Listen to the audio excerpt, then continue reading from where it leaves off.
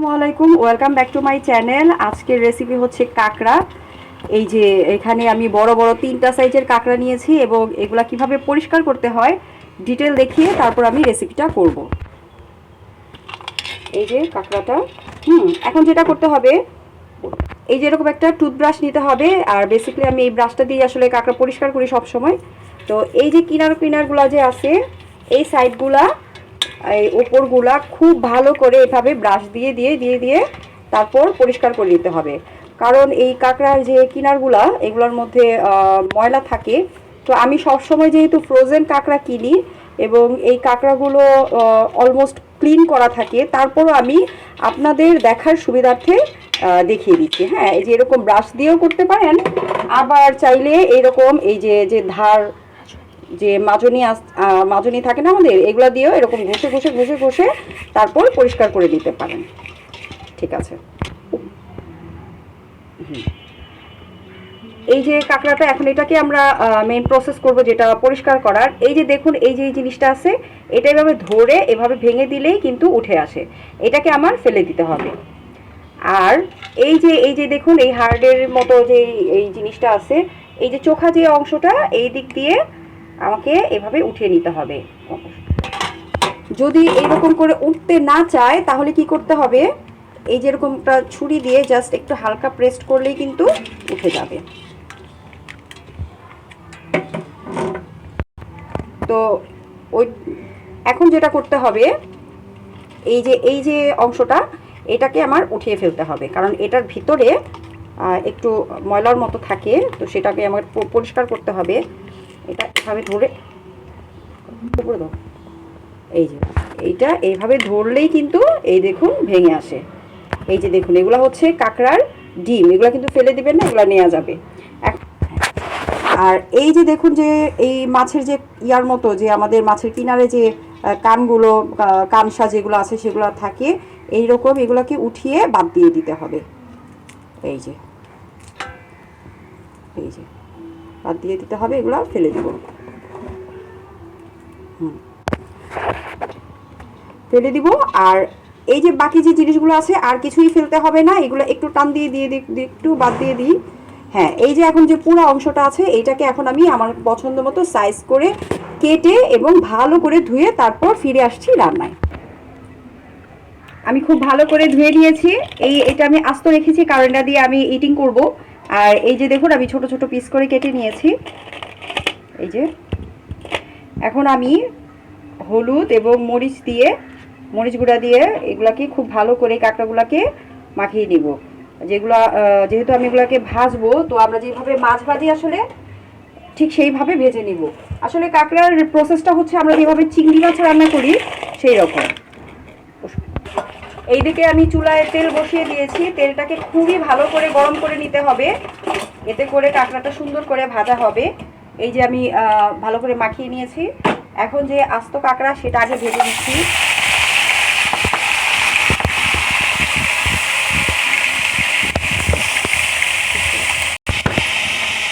এখন এক পাশ ভাজা হলে আমি খুব সুন্দর করে উল্টিয়ে দিচ্ছি। এই যে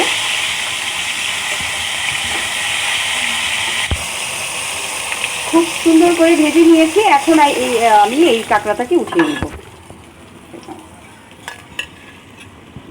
দাও, আপনারা চাইলে এইভাবেও খেতে পারেন, এটা ভাজা। আর আমি আজকে গ্রেভি করে দেখাবো। এইবার যে বাকি কাঁকড়াগুলো আছে সেগুলো একবারেই দিয়ে দিব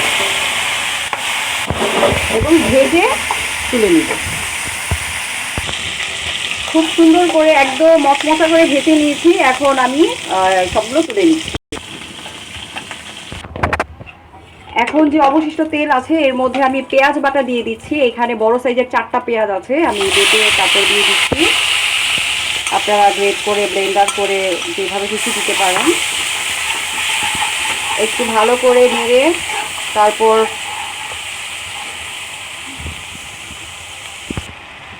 পেঁয়াজটাকে খুব ভালো করে ভেজে তারপর আদার্স যে জিনিসগুলো আছে সেগুলো দিতে হবে। পেঁয়াজটা ভেজে নিয়েছি। এখন এর মধ্যে আমি আদা রসুনের পেস্ট দিব, প্রায় হাফ টিস্পুনের মতো দিয়ে দিলাম। এখন খুব ভালো করে এইভাবে নেড়ে নেড়ে নেড়ে নেড়ে তারপর মিশিয়ে নিতে হবে। হাতে লাগিয়ে ভেজে নিয়েছি। এখন এর মধ্যে আমি যে গুঁড়া মশলা সেগুলো দিব।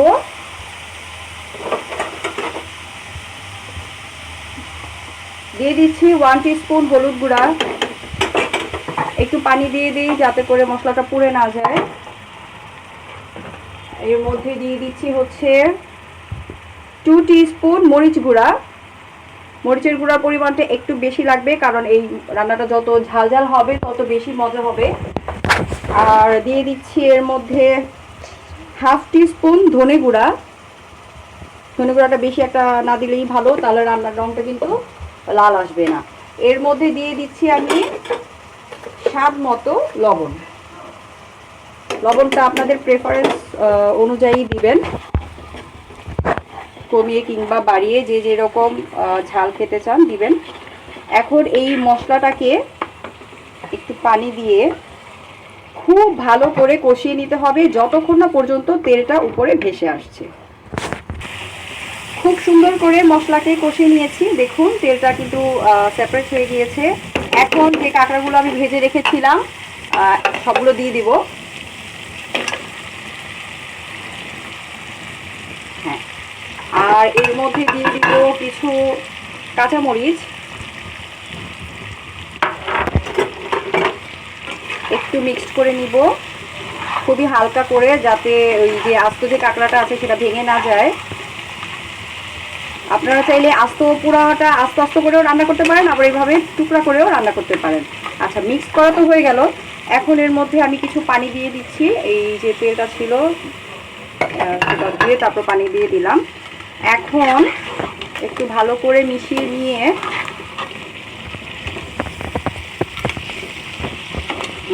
একটু উল্টিয়ে পাল্টিয়ে মিশিয়ে নিয়ে মাঝারি আছে কাঁকড়াটাকে আমার রান্না করে নিতে হবে, এবং মাঝে মাঝে কিন্তু ঢাকটা উঠিয়ে উঠিয়ে আমার নেড়ে দিতে হবে যাতে করে নিচে মশলাটা পুড়ে না যায়। তো ফিরে আসছি আরও 2 থেকে 3 মিনিট পরে। তো ফিরে আসলাম 2 মিনিট পরে। এই পর্যায়ে আমি টমেটো পিউরি দিয়ে দিব। এতে করে হবে কি, টমেটোর যে টক ভাব এই পর্যায়ে দিলে খুব টক ভাবটা ইনট্যাক্ট থাকবে এবং খেতে বেশি মজা লাগবে। আর আপনারা যদি চান এই টমেটো পিউরিটা কিন্তু যখন আপনি মশলা কষাবেন তখনও দিয়ে দিতে পারেন। আমি এই পর্যায়ে দিচ্ছি, এতে করে আমার কাছে টমেটোর ফ্লেভারটা বেশি ভালো লাগে। তো ফিরে আসছি পুরো কাঁকড়াটা হয়ে যাওয়ার পর, এবং লাস্ট আমি যে ফিনিশিং টাচ দেবো তখন ফিরে আসছি।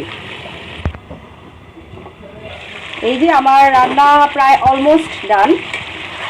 একটু নেড়ে নিচ্ছি, নেড়ে একটু বড় কাঁকড়া যেটা সেটাকে একটু উল্টিয়ে দিচ্ছি, কারণ এটাতে মশলা ঢোকার যে একটা বিষয় আছে, আর এগুলোকে একটু উল্টিয়ে নিচ্ছি।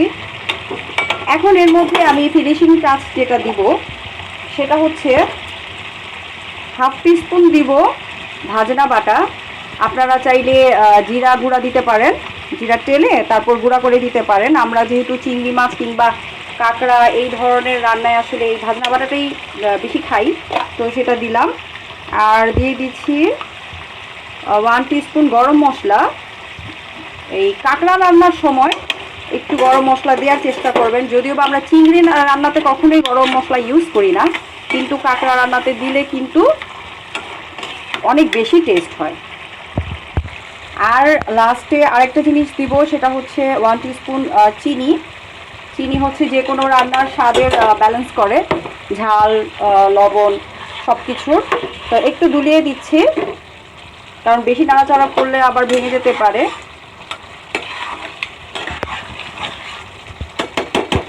তারপর এর মধ্যে দিয়ে দিচ্ছি আমি ধনেপাতা কুচি।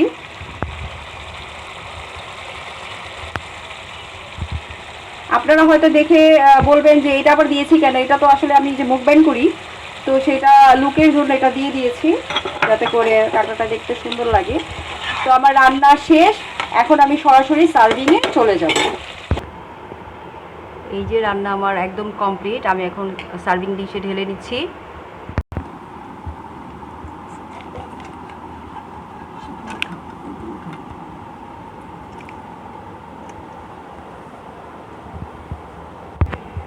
তো এই যে আমি সার্ভ করে নিয়েছি, খুবই মজাদার, খুবই হেলদি, আর খুবই টেস্টি।